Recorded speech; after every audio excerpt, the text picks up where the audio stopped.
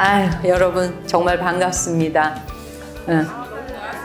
네, 반갑습니다. 이렇게 건강한 모습으로 조계사 대웅전에 이렇게 와주시고 여러분 불자님 한 분 한 분이 다 현재 이 나라 불교를 버텨주시고 지켜주시고 보호해주고 있는 다 여러분이 호법 신장님들이세요.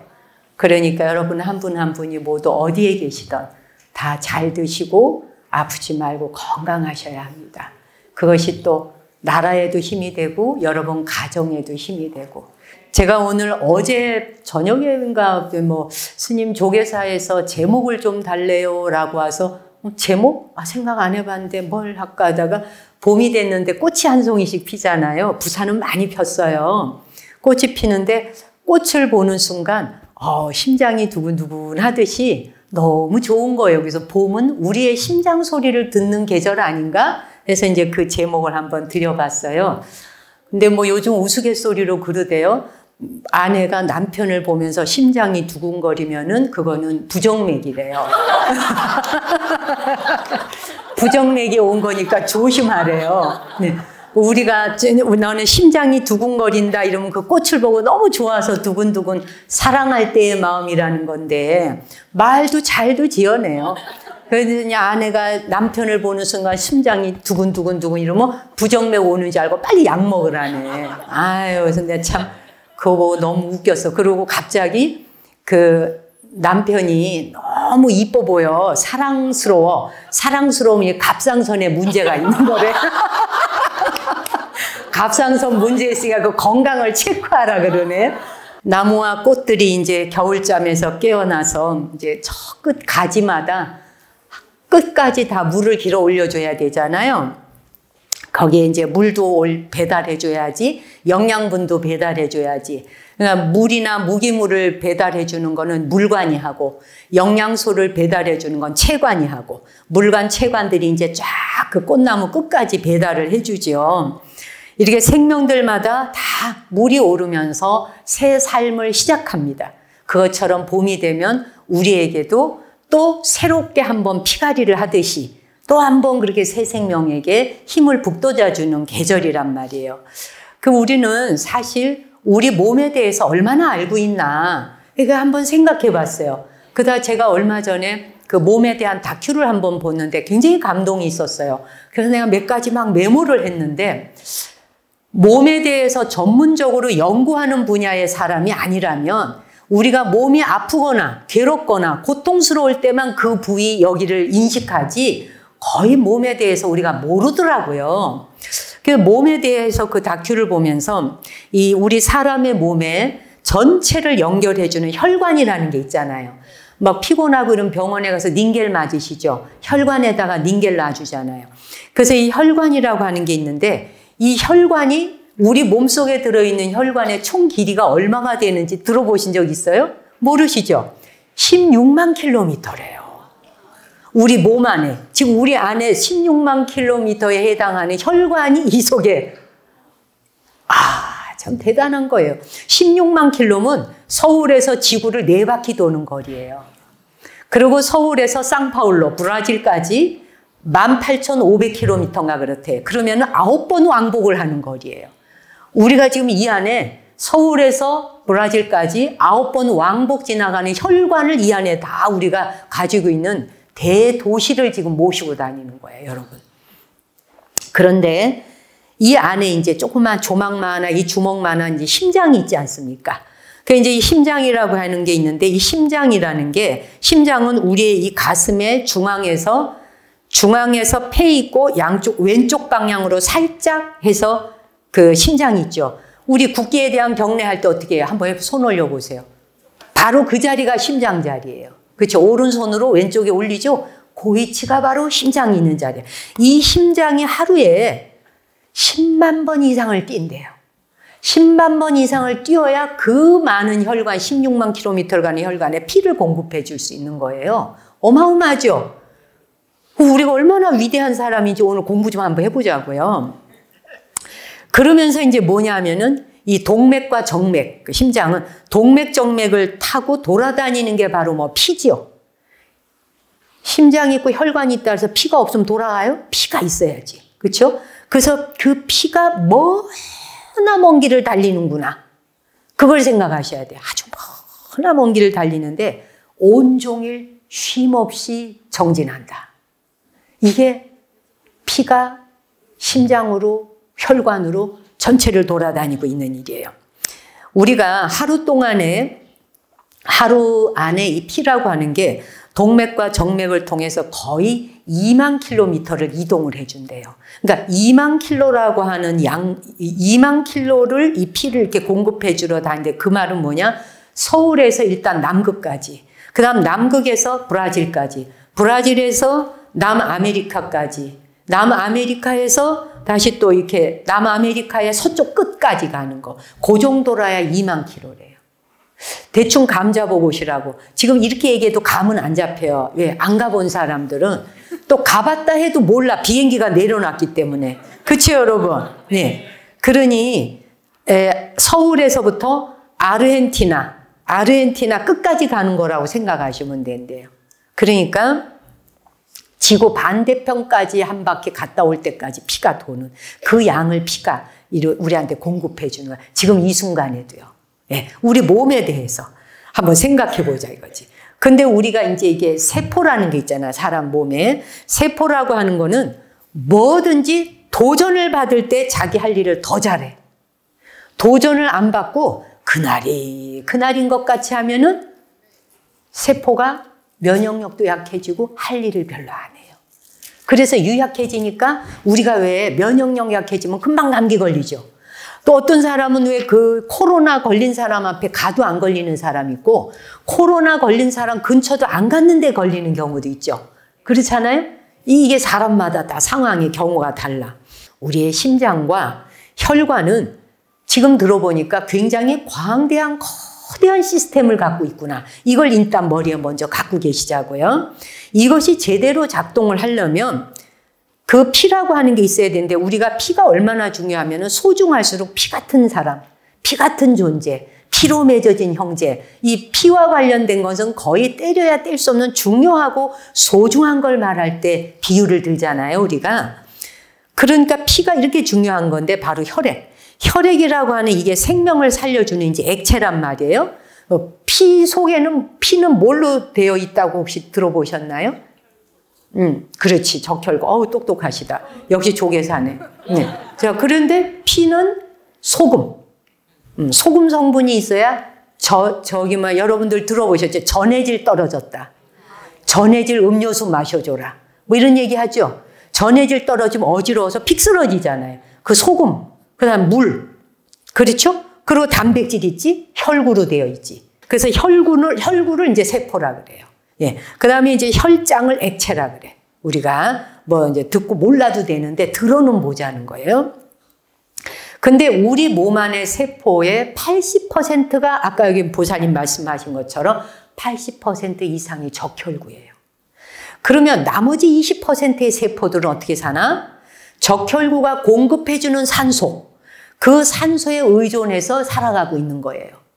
어떤 게? 신경세포, 근육세포, 피부세포, 면역세포 이런 모든 세포들은 다 적혈구가 보내주는 산소를 공급받아서 살아가고 있는 거예요. 우리가 여기 이제 의학 하시는 분이 와 계실 수 있고 의사 선생님이 계실 수 있는데 그분들은 이제 전문으로 하는 거고 우리는 그냥 아마추어. 아마추어의 말은 틀릴 수도 있지만 제가 이제 몸에 대한 다큐를 보면서 너무 감동받고 내 몸을 다시 보게 된 거예요. 몸을 살펴봐야 된다 이거지. 어쨌든 근데 적혈구는 1분, 이 초침반을 한 바퀴 도는 1분 동안에 100만 번씩 인간 생존에 필요한 산소를 공급해 준대. 1분 동안에. 그 사이에 산소를 공급해 주고 뿌바바바바 보내주고 그 다음에 이제 뭐냐면 이 적혈구라고 하는 게 피를 이제 딱 보내주면서 그 안에 이제 심장이 또 피를 받잖아요. 받아서 막 펌프질해서 6리터인가 뭐라나 막 보내주죠, 피를. 그러면 내가 숨을 한번 들이셔보세요. 숨 한번 들이셨잖아. 들이쉬는 동안에 온몸에 새로운 산소가 들어오죠. 새로운 산소가 들어오는 찰나에 공급을 해주고 청소, 노폐물까지 다. 청소까지 끝나. 우리 몸 안에. 몰랐죠? 청소까지 다 끝나는 역할에. 그러니까 먹고 설거지통에 그릇을 쌓아놓으면 될까요? 안 될까요? 응? 설거지 해야 돼. 얘는 그냥 바로 펌프질해서 바로 청소까지 끝내는 역할을 끊임없이 해. 그러니까 얘가 만약에 나 피곤해. 나중에 청소해줄게. 이랬다. 어떻게 돼 우리가? 그렇지 죽지. 그냥 답이 없지 뭐. 안 그래요? 얘가 청소를 미루고 설거지를 미뤘다. 가령. 미루고 막 내깔려둬. 그냥 내버려둬. 그러면 뭐 여기 조계사 못 오셨어요 오늘. 안 그렇습니까? 그러니까 확실하게 그냥 영양소 쫙 보내주고 청소 쫙 해주고 착착착 끝내야 되는 거예요 이게. 아시겠죠? 그런데 다큐에서 이런 비유를 들어. 제가 이 말이 좋아서 적어봤어. 적혈구가 피를 순환해주는 그 피를 배달해주는 거. 이 배달해주는 것은 퇴근하는 법도 없고 휴무도 없고 정년 퇴직도 없다. 스스로에게 말해야 돼. 적혈구가 피를 순환해주는 것은 따라해보세요. 적혈구가 피를 순환해주는 것은 퇴근도 없다. 휴무도 없다. 정년 퇴직도 없다. 그래서 놀랍잖아요. 말이 비유를 들었지만 너무 와닿지 않아요? 그래서 적혈구는 다른 세포하고 달리 이제 핵이라는 게 없는데 뭐 전문 용어지만 듣고 슬슬 가세요. 그 대신에 핵이 없는 대신에 헤모글로빈이라고 들어보셨죠? 헤모글로빈이라고 하는 단백질이 다량 들어있어요. 그거는 뭐 여러분들 저나 여러분 그 정도의 상식은 그래도 있으니까. 근데 이 피의 주 재료가 혹시 뭔지 아실까요? 철이죠. 철성분. 그렇죠? 철 성분인데 산소를 들이마시기 때문에 철 성분이 산소와 만나지면서 어떻게 돼? 산화가 되니까 피가 붉어진다고는 들어봤죠. 그러니까 검은색 철, 이 철이 산소를 마시니까 붉은색이 돼서 우리 피가 붉다는 얘기는 들어보셨잖아요. 헤모글로빈은 우리가 들이마신 산소를 붙잡았다가 적절한 순간이 올 때 쫙 내려놔 준대요. 산소를 딱 잡아서 적절한 순간에 착 내려놔 준대. 그러면 그 순간 산소 분자가 빠르게 근육의 세포들로 막 이동을 한대. 자, 근데 우리 몸에 대한 그 이야기를 하다가 아까 제가 꽃을 볼 때 심장이 두근거린다 했어요. 그러면 꽃이라고 하는 게 우리가 사는 세상에 꽃이 만약에 없다면 어땠을까? 꽃이 없다면 어떨 것 같으세요? 삭막해 또. 삭막한 것밖에 안 떠오르잖아. 그렇죠? 꽃이 없다면 삭막하겠네. 그런데 삭막한 건 사실 나 사는데 큰 지장 없다는 뜻이에요. 삭막하지. 삭막하다는 거지 나 사는데 지장 없다야. 그런데 정말 그런가? 요 공부 오늘 한번 해보자는 거예요. 아시겠죠? 자, 그래서 꽃이 없으면 삭막하다 여기까지는 생각했어. 근데 꽃은 우리 곁에 데코레이션으로 있는 게 아니에요. 장식품으로 우리 눈에 이쁘라고 있는 게 아닌 거예요. 우리 인류가 생존해 가는데 굉장히 중요하고 우리 공생관계에 없어서는 안 될 대상이 꽃인 거예요. 정말 그런가를 아주 짧은 지식으로라도 한번 살펴보자 이거예요.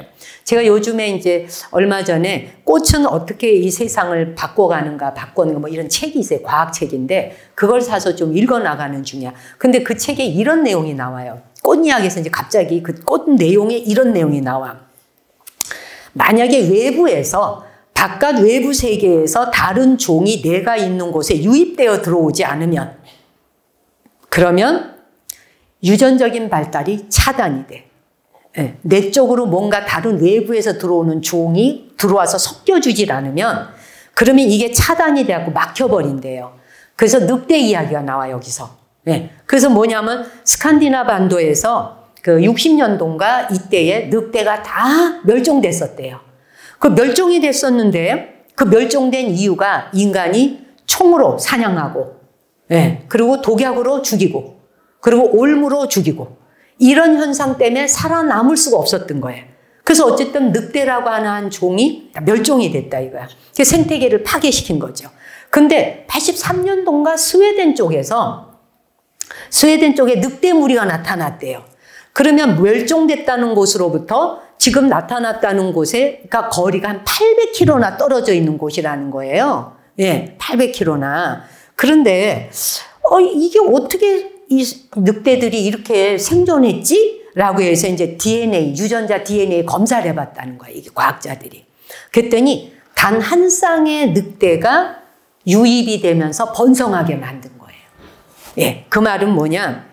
이게 이제 이 자기네끼리만, 집단끼리만 있으면, 예를 들면 우리 이건 하나 비유지만 신도님들도 조계사는 조계사끼리 뭉치고, 응? 도선사는 도선사끼리 뭉치고, 이렇게 막 그 절 신도 아닌 사람이 오면 왜 이렇게 조금 어느 절에서 오셨어요? 조계사 신도 아닌데 뭐 이런 경우도 없지 않아 있죠?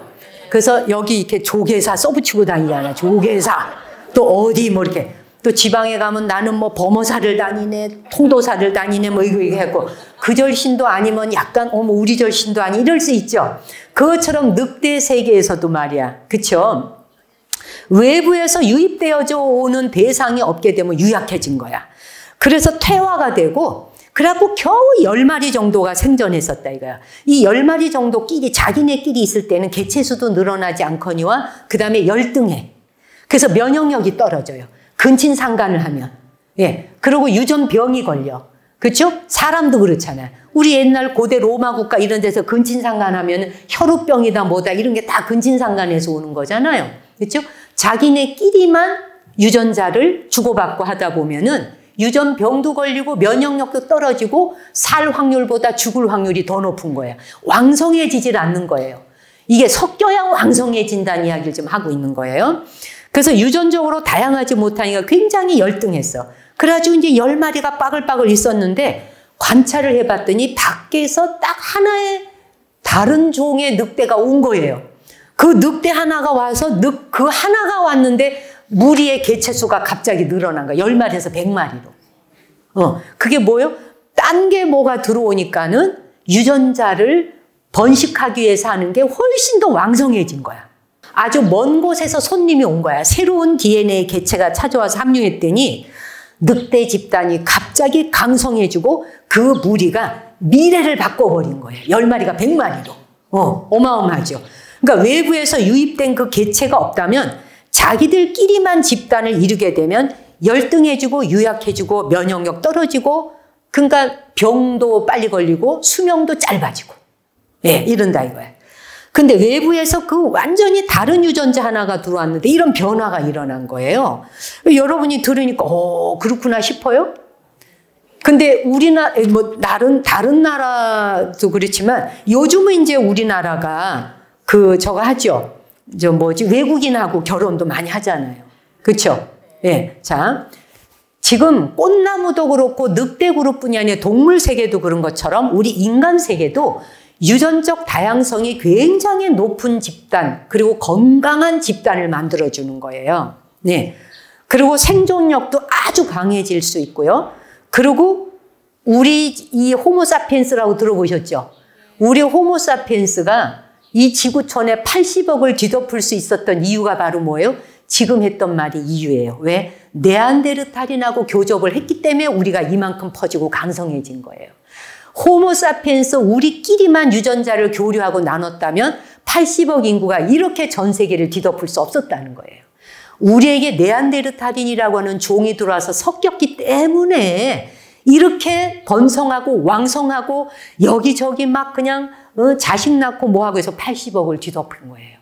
지구촌이 왜 80억 인구로 뒤덮였는지 이유를 아셔야 돼. 섞여서 생긴 거라고요. 그래서 이렇게 강성해진 거라고요. 그렇죠? 그러면은 면역력도 강화가 되고 건강해지고 서로 다른 것이 섞이는 순간 희한하게 우리는 그게 나쁠 줄 알았는데 나쁘지 않더라. 그래서 뭐냐? 그것뿐이 아니라 부자하고 가난한 사람도 좀 섞이고. 안 그래요? 배운 사람과 못 배운 사람도 좀 섞이고. 그렇잖아요? 그래가지고 중간치를 가는 거지. 중간에서 좀 높게. 못 배운 사람과 배운 사람이 서로 또 섞이면 어떻게 해야 돼? 머리 좋은 거하고 안 좋은 게 좀 섞이다 보니 또 괜찮은 유전자가 하나 나오죠. 안 그래요? 그래서 머리 좀 안 좋다 싶은 사람은 좋은 사람하고 만나서 좀 이게 뒤섞어야지. 그렇죠? 또 부자하고 없는 사람이 또 섞여갖고 또 그러면 이제 사는 것의 생활 형태도 뭐 중간쯤 갈 거 아니에요? 이건 비유지만 말이에요. 그렇죠? 그래서 조계사 신도하고 저쪽 절하고도 좀 섞이고 뭐 이렇게 막 디립 섞이면 어떻게 돼? 조계사 신도가 더 번성해지겠네요? 안 그렇습니까? 예. 그래서 제가 있는 명상센터에 꽃을 심는데 그 꽃나무를 심는데 제가 이제 한 종류만 예쁜 종류로만 쫙 심자 그랬어요. 그래서 같은 꽃이 쫙 이렇게 가지런하게 피면 너무 멋있지 않냐. 그래서 같은 종류를 한번 쫙 심자 그랬더니 저희 식물 연구하시면서 꽃 심고 정원 가꾸시는 분이 이래. 스님 그게 아니에요. 꽃도 서로 다른 종을 심어야 흙의 토양이 좋아지고 토양의 질이 바뀌어요. 한 종류만 심으면은 그 토양 자체도 산화가 될 수가 있다는 거예요. 근데 이게 다른 종류가 여러 개가 섞이면은 기름지는 거예요. 왜? 지들끼리도 막 경쟁해야 되잖아요. 그래서 3가지, 4가지 종류를 동시에 심어서 피고 지고 해야 된대. 그러면 2월, 3월부터 4월, 5월까지 꽃을 볼 수 있대요. 그래서 이제 처음에 무스카리를 먼저 심으면 무스카리가 나왔다가 얘가 지면 그 다음에 이제 백합이 올라와. 그 백합이 또 지고 나면 그 다음 작약이 올라와, 5월에. 피고 지고 피고 지고 계속 꽃도 보고. 그래서 지들끼리 얘 피고 쟤 지고 막 이러다 보니까 꽃도 좋아지지만 싱싱해져요. 그 다음에 흙이 아주 기름져지고. 그래서 사람도 잘 섞이는 사람이 인간관계를 잘하는 거예요. 안 섞이는 사람은 고립이 돼서 어떻게 관상부터가 자기한테 누가 치고 들어올까 봐 인상부터 쓰고 봐. 그래야 안 그래요? 이거는 뭐예요? 자기의 토양에 이 피가 잘 순환이 안 되고 있다. 이 뜻 아니겠습니까? 그렇죠? 피가 팽팽팽 돌아가려면 그러니까 피가 팽팽 돌려면 이런 사람도 보고 저런 사람도 봐야 돼. 그래서 결혼을 하면 친정과 시댁이 아주 다른 게 섞이잖아. 아주 다른 집안이 섞여갖고 중간치라도 가라고. 그렇죠? 그러면 이제 근데 우린 뭐예요? 아주 다른 게 섞이는 순간 섞이는 것에 대한 거부감이 와. 왜? 편안하지 않으니까. 우리는 안심이 안 되면 죽는 줄 알아. 근데 그 고비를 넘어야 되는 거예요. 강성해지려면. 그래야 유전자가 섞이잖아요. 이 집 저 집 유전자가 섞여갖고 낳은 자식이 부모 닮지 않은 애가 나오기도 하고 부모 닮은 애가 나오기도 하고 안 그렇습니까? 예, 여러분이 자식 낳아봤으니 아실 거 아니에요. 그렇죠? 예. 그렇듯이 꽃도 이렇게 피고 지고 서로 섞이니까 훨씬 건강하고 토양이 아주 기름져진다 하는 것처럼 사람도 섞여야 된다. 그런데 인간은 나무와 꽃을 왜 그렇게 좋아할까? 우린 나무하고 꽃을 보면 너무 좋아하잖아요. 막 꽃 구경 가고 이제 좀 있어 보라지 막 매화 피지, 벚꽃 피지. 벚꽃 피면 또 막 가지 5월 되면 또 아카시아 핀다고 막 콧구멍 벌렁거리면서 막 아카시아 향기 맡지, 그렇죠? 아, 그리고 꽃 밑에서 막 금방 소년이 된 것처럼 연애하는 것 마냥 막 이러지 않나요? 그럼 왜 우리가 그럴까? 왜 인간은 식물과 꽃을 보면 그토록 좋아할까? 식물이 꽃을 피우고 인류에 도대체 어떤 영향을 줬을까? 식물이 꽃을 피우게 되면 꽃을 피운다는 말은 우리가 먹는 인류에게 식량을 공급한다는 말이에요.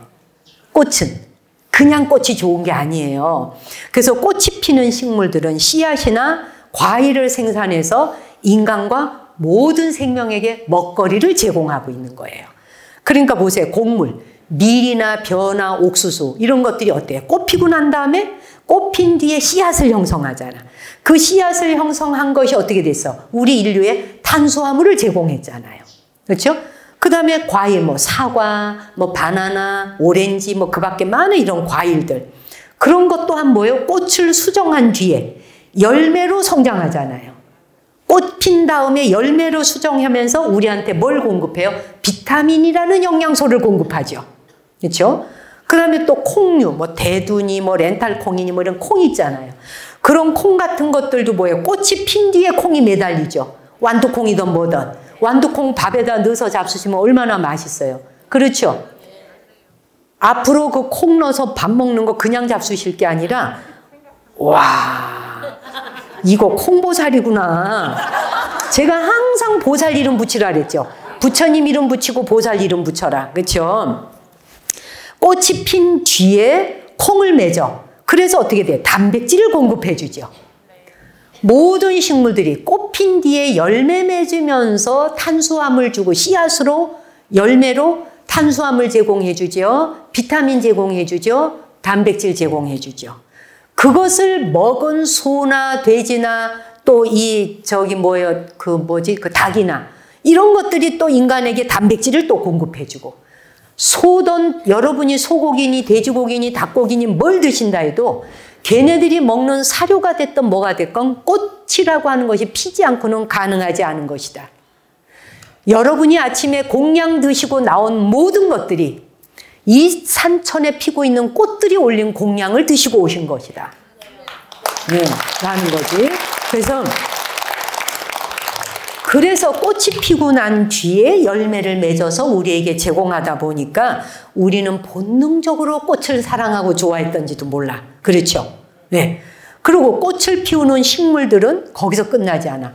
약초, 치료제, 향신료, 여러분이 드시는 예를 들어 항생제, 항암제, 모든 약재에 꽃식물이 들어가지 않는 게 없습니다.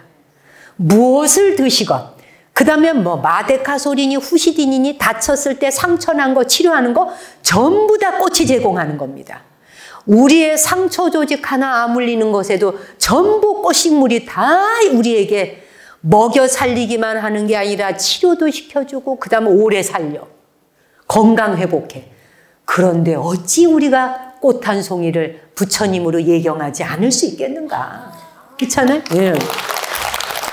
그러니 여러분이 치통이 오건 어디 가건 진통제 하나를 먹을래도 그 진통제에 다 꽃식물이 들어가요. 그렇잖아? 심장약, 아까 부정맥 얘기했잖아. 심장약 하나도 드시려고 그래도 전부 다 꽃식물이 제공을 해. 진정 효과까지도. 예, 불면증이 걸려서 잠 안 온다고 잠 재우는 것도 꽃식물이 다 해줘. 아가야, 자장, 이게 다 꽃식물이 해주는 거야. 모르셨죠? 생각 별로 깊이 안 해봤죠? 예, 그렇죠? 그런데다 우리가 음식물을 보존하려고 그래도 꽃식물이 다 제공을 해. 그 다음에 먹는 음식에 풍미가 나도록, 더욱더 맛이 나도록 해주는 것도 꽃식물이 다 해. 그래서 우리가 꽃이 피는 식물이 인류에 존재하지 않았다면 우리 여기 없다. 한마디로. 그러니 내가 훌륭하고 잘 살아서 여기 있는 줄 알지만 그 비싼 거 먹고 그 훌륭한 거 먹고 우리가 여기 오늘의 건강하게 샤워하고 화장 탁 하고 옷 딱 입고 나오면 멋있는 나인 줄로 알지만 천만의 말씀. 저 들에 피어있는 한 송이의 꽃이 주는 혜택과 가호가 가피가 아니라면 우리가 가호와 가피를 입고 사는데도 불구하고 눈 돌려 생각지도 않으면 그걸 우리가 사람이라 말하지 않는 거예요. 안 그래? 예. 그러니 우리가 꽃을 피우는 식물 덕분에 인류가 지구 전체에 이렇게 많은 자손을 퍼뜨리고 살 수 있었던 거예요. 여러분이 자식을 낳은 것도 꽃식물 덕분이라는 걸 잊으시면 안 돼요. 그리고 우리 인류의 삶의 질을 온전히 바꿔놨습니다. 그것이 우리의 수명도 연장시켜줬습니다. 그리고 고통으로부터 벗어나는 법을 가르쳐 주신 부처님이 계셨듯이 고통으로부터, 아픔으로부터, 수술했을 때 통증으로부터 이 모든 것으로부터 벗어날 수 있게 해준 것이 바로 꽃식물입니다. 눈물겹지 않나요? 정말 불교에서는 꽃공양을 많이 올립니다. 다 부처님 앞에 꽃 있나? 과일은 다 올라왔네. 그렇죠? 이게 전부 꽃식물이다 탄생한 거예요. 그래서 왜 꽃공양을 그렇게 할까? 무상의 진리를 알려주기 위해서. 꽃이 보세요. 모든 것은 꽃처럼 피어나.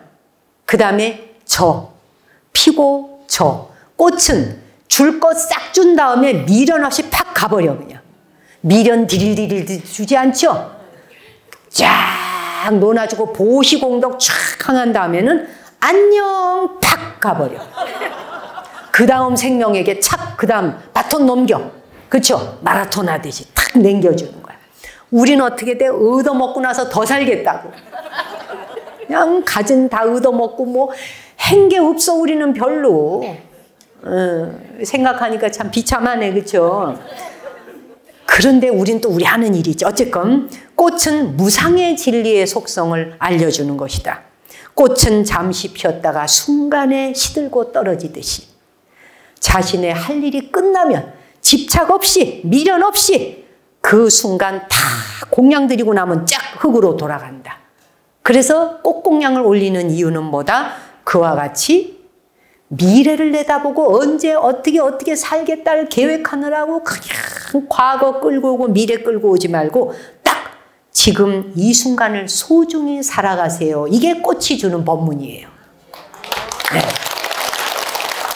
그냥 꽃은 지금 주어진 그대에게 이 순간을 소중히 살면 돼. 그러니 제발 지나간 과거 끌고 왔고 소설 쓰고 그냥 막 소설이 도서관으로 하나야. 그런데 중요한 건 뭐냐? 그 소설의 내용이 똑같아. 소설의 레파토리가 바뀌어야 읽을 거 아니에요. 안 그렇습니까? 읊은 말 또 읊고 읊은 말 또 읊어. 그런데 중요한 건 뭐야? 제가 놀란 건 토시도 안 바뀌어. 와, 이 안에 그냥 토시 돌리잖아. 그냥 내가 몇 살 때 울면서 동생을 업어 키우고 엄마도 없지만 동생을 내가 업어서 근데 저놈의 자식이 나한테 저렇게 한다. 내가 남동생을 그렇게 키웠다 이거야 말하자면. 근데 저놈의 자식이 다 크더니 누나의 공덕도 모르고 말이야. 저게 그냥 누나한테 이렇게 상처를 주고 덤벼든다 이거야. 아, 우리 이러고 살면 안 돼. 그게 바로 꽃이 들려주는 법문이에요. 그러지 마세요. 그냥 지금 숨 쉬고 있는 이 순간이 당신이에요. 그리고 이 순간이 소중한 거예요. 그냥 그리 살다가 갈 때 되면 팍 가요. 그냥 이 말이야. 꽃이 그냥 가세요 이러지 않아. 꽃은 살다가 어떻게 돼? 팍 가세요. 그게 꽃이 주는 법문이에요. 그 다음에 공덕하고도 맞닿아 있어요. 꽃은 뭐냐? 선한 행동을 하는 사람은 꽃향기가 퍼져나가듯이, 그치? 좋은 꽃에는 향기가 있지 않습니까? 향기가 퍼져나가듯 선한 사람이 하는 행동과 말 한마디는 온 사방에 꽃향기 퍼뜨리듯이 퍼뜨린다. 한 사람의 행동이 이제 절마다 보면 이렇게 봉사자들이 있어. 이쁜 옷 입고 있으면 다 봉사자인 줄 알는데 저런 사람들의 선한 보시공덕 하나가 봉사자가 있어야 여러분이 안전하게 안내를 받을 수 있거든요. 네. 그렇기 때문에 봉사자들이 이리 오세요, 뭐 하세요 이렇게 안내를 해 주시잖아. 안내 덕분에 여러분도 쭈삣쭈삣하던 걸로부터 어색함으로부터 소멸할 수가 있죠. 그래서 한 사람의 안내와 한 사람이 베풀어주는 보시, 그치? 그 봉사가 나에게 혜택을 주잖아요. 그렇듯이 누군가가 하는 행동 하나와 누군가가 해주는 말 한마디, 그런 게 선한 사람의 말과 행동이 덕행이 퍼지듯이 멀리 퍼져나가는 거예요. 그래서 이게 사람 사이는 많이 섞이면 섞일수록, 근데 요즘은 어떻게 돼? 가면 갈수록 섞이는 걸 힘들어 하잖아요. 어렵게 생각하잖아요. 근데 섞여들수록 나의 본분사에서 내가 무엇이 부족한지를 점검하기가 좋아요. 남과 안 섞이면 내가 몇 점짜리인지를 몰라요. 내 의식 수준이 어디에 머무는지도 몰라요. 남과 섞여봐야 내가 어떤 부분이 부족하고 멋들었고 이거는 좀 아니네. 아, 내가 이거는 전생사부터 훈련하지 않은 부분이네. 그 경계를 넘어서려면 남하고 섞여봐야 야, 너 그건 좀 아니지 않아? 이렇게 말해주는 사람이 있어야 되는 거예요. 근데 그 말해주는 사람이 있으면 단절하죠. 너나 잘하세요 이러고. 그러면 어떻게 돼? 안 섞이면 유전자가 어떻게 된다 그래서 유약해져. 허약해지고 면역력 약해지고 건강하지 않아진다. 섞여야 된다. 그래서 우리나라도 외국인들이 들어와서 많이 이제 결혼도 하고 이러는데 제가 얼마 전에 EBS인가 거기 다큐에 잠깐, 전체는 못 봤어요. 살짝 제가 교육 프로그램들을 좀 공부하기 위해서 한 번씩 볼 때 있는데 거기 이게 지나가. 아프리카 케냐에 있는 분하고 우리나라 남성이 결혼을 했어요. 우리나라 남성이 의사야. 의사 선생님인데 그 케냐에 있는 여성하고 미국에서 유학 시절 만나서 결혼해서 우리나라에 와서 살게 됐어요. 그러니까 아기가 둘인데 큰애가 이제 한 5살까지 컸어요. 여기서 할머니가 키웠어. 그러다 보니까 어린이집도 가야 되고 뭐 이래. 그 애가 생긴 게 케냐 그 흑인 여성과 결혼했는데 흑인 여성의 그 유전자가 더 많으니까 우리나라 사람 같지 않으니까 그 아이가 학교를 이제 그 어린이집을 가면 너는 한국 사람 아니야 라고 손가락질을 하는 거야. 그러니까 얘가 왕따를 당하니까 상처가 되죠. 그러니까 애가 슬픈 거야. 그래서 둘이서 의논해갖고 결론을 내린 거야. 그 여성이 인터뷰를 하는데 그 말을 해. 한국이라는 나라는 뜻밖의 다른 종이 섞이는 걸 못 받아들이는 민족이다. 굉장히 한국 사람들이 폐쇄적이다. 자기들끼리라고 하는 게 굉장히 중요하고 끼리끼리 뭉치는 걸 좋아합니다. 그래서 우리 뭐 어느 대학 졸업한 출신 무슨 동창 뭐 모여라 뭐 해라 이제 끼리끼리 우리 되게 좋아하잖아요. 그렇죠? 섞이는 것보다. 근데 이 여성이 그러는 거예요. 케냐는 그렇지 않대요. 케냐는 다양한 종이 섞이고 다양한 종이 섞이는 것을 하나도 이상한 눈으로 보지 않는데 아무도 그런 걸 보고 손가락질하는 사람이 없대요. 다르게 생긴 것 자체를 다 위대하게 받아들여 준다는 얘기예요. 우리는 조금 다르게 생기고 컬러만 피부 색깔만 달라도 다시 쳐다보고 부모들이 걔 옆에 가까이 못 가게 하는. 그 요즘에 외국인 며느리도 받아들이고 또 외국인 그 사위도 받아들이고 뭐 이러대요. 이렇게 유전자가 섞이면 오히려 더 건강해진다는 거야. 인류가 왜? 그쪽 나라 문화가 유입돼 들어와야 되잖아. 우리나라 문화가 그쪽으로 유입돼 가잖아. 이럴 때 싸움이 생기기보다 이해의 폭이 훨씬 넓어지겠죠. 그렇게 결혼하는 인구수가 많아지다 보면 진짜 네 거 내 거가 없어지는 거예요. 그냥 인류가 다 하나가 될 수 있는 거예요. 안 그래요? 다 섞이다 보면. 그때 가서야 비로소 네 거 내 거 옳다고 주장질하기보다 흡수하고 받아들일 수 있게 되죠. 그렇지 않아요? 그래서 끝으로 제가 오늘 마무리하고 싶은 얘기는 그래요. 이 하늘의 별을 따려고 손을 뻗는 순간에 사실은 자기 발밑에 꽃이 있다는 걸 잊어버린다 이거예요. 하늘에 있는 별이 다 내려와서 지상에 꽃이 됐다는 말 들어보셨죠? 우리가 그 꽃으로부터 보살핌을 받고 보호를 받아서 먹고 산다 그랬잖아요. 그는 우리 한 사람 한 사람이 다 꽃인 거예요. 그래서 뭐다? 요즘에 뭐 뉴스나 이런 거에 보다 보면 서로 사랑하다가 헤어지다가 보면 누군가가 뭐 자살을 했네, 죽었네, 뭐 내막은 저는 자세히 모르지만 누군가가 고통을 받아서 죽는다면 꽃 한 송이를 짓밟은 게 돼. 꽃 한 송이가 꺾어진 게 돼요. 우리가 살아가는 세상 속에서 누군가가 누군가에게 잔인할 정도로 정말 누군가를 괴롭힐 정도로 그렇죠? 하다못해 유튜브 같은 걸 보면서 댓글 하나를 달 때도 그 댓글에 누군가가 죽어나갈 때까지 댓글에 악피를 단다든지 이거는 꽃을 짓밟고 꺾고 그냥 문 떼서 없애버리는 게 돼. 꽃 한 송이를 죽여서 없애는 것. 그것은 유전자를 허약하게 만드는 것이다. 이런 사람 저런 사람이 다 섞여 사는 세상 속에서 한 사람 한 사람이 자기 삶이 위대한 것이다. 이것을 인정해 주려면 더욱더 섞여 들어야 되는 거예요, 우리가. 그래서 배워가야 되는 거예요. 내 거 아닌 것에 대해서 밀쳐내면 밀쳐낼수록 허약해질 수밖에 없어지지 않겠어요? 정말 우리가 살아가면서 누군가가 나로 인해 고통받고 괴로움받아서 죽고 싶은 마음이 든게 한다든지 누군가가 죽었다든지 라는 소식이 들려오면은 별 하나가 떨어지고 꽃 한 송이가 죽었구나. 같이 참여해야 돼. 내가 했다 안 했다가 중요한 게 아니에요. 함께 참여하고 같이 기도해야 됩니다. 이것이 꽃공양입니다. 여기 와 계신 여러분 한 분 한 분이 다 한 송이 꽃입니다. 여러분 자신이 알든 모르든 꽃입니다. 여러분이 꽃으로 사시라고 꽃들이 여러분에게 공양 올리고 있는 겁니다. 부디 이 봄에 꽃 한 송이를 바라볼 때 그냥 이쁘다. 꽃이 있어서 좋다가 아니라 그 꽃이 받드는 공양을 내가 받을 만한 사람인가?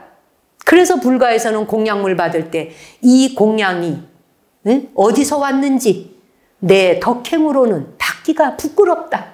이 공양물 하나가 나 앞에 이르기까지 슈퍼마켓에서 마켓 같은 데서 음료를 하나 사 먹어도 돈 주고 바꿨으니 이건 내 거야가 아니지. 돈이 단가? 그렇죠? 이 공양이 어디서 왔는지 내가 지어온 덕행으로는 받기가 참으로 부끄럽다. 한 방울의 물에도 천지의 은혜가 스며 있고 한 톨의 곡식 하나 한 톨의 과일 하나에도 만인의 노고가 깃들어 있으니 이 몸을 치료하는 약으로 바로 알아서 이 공양을 받들어 감사히 먹겠습니다. 이 공양성이잖아. 이러한 개송. 그치?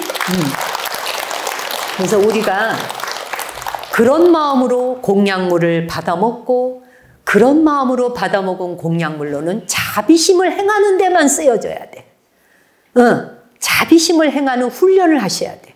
내 안에 숨어있는 자비심이 오픈되어져서 활짝 열리도록 하고 개화하도록 하는 꽃 한 송이가 열려서 피어나 사람들을 환하게 웃게 하듯 내 안에 숨어있는 자비의 꽃이 탁 개화해서 피어나도록 하는 것이 봄 소식이다. 네. 자, 오늘 이렇게 법문 마치겠습니다. 예, 여러분 정말 이제 우리 앞에 봄이 오고 계시고 곧 부처님 오신 날이라고 등 다 달았죠. 하나하나 다뤄놓은 여러분들의 저 등불이 온 세상의 모든 사람이 다 진정으로 행복하기를, 건강하기를 바라는 마음이 진심으로 담겨야 합니다. 나와 우리 식구만 잘 되라가 아니라 자기네 식구끼리 끼리끼리만 뭉쳐보라지. 스스로 불자답게, 불성을 가진 불자답게 스스로의 삶을 내가 고귀하게 살고 있나? 나의 발걸음 하나가 고귀하게 살고 있나? 흙 밑에서 올라오는 야생화 하나, 풀뿌리 하나도 내 발에 밟힐세라. 미안해하는 마음으로 운동화도 경량으로 가볍게 신고, 그리고 산길도 사뿐사뿐 다니셔라. 아무데나 퍽퍽퍽 밟고 다녀서는 안 된다는 거야. 보이지 않는 곳에 이런 여린 것들이 다 뾰족뾰족 겨울을 견디고 올라오시잖아.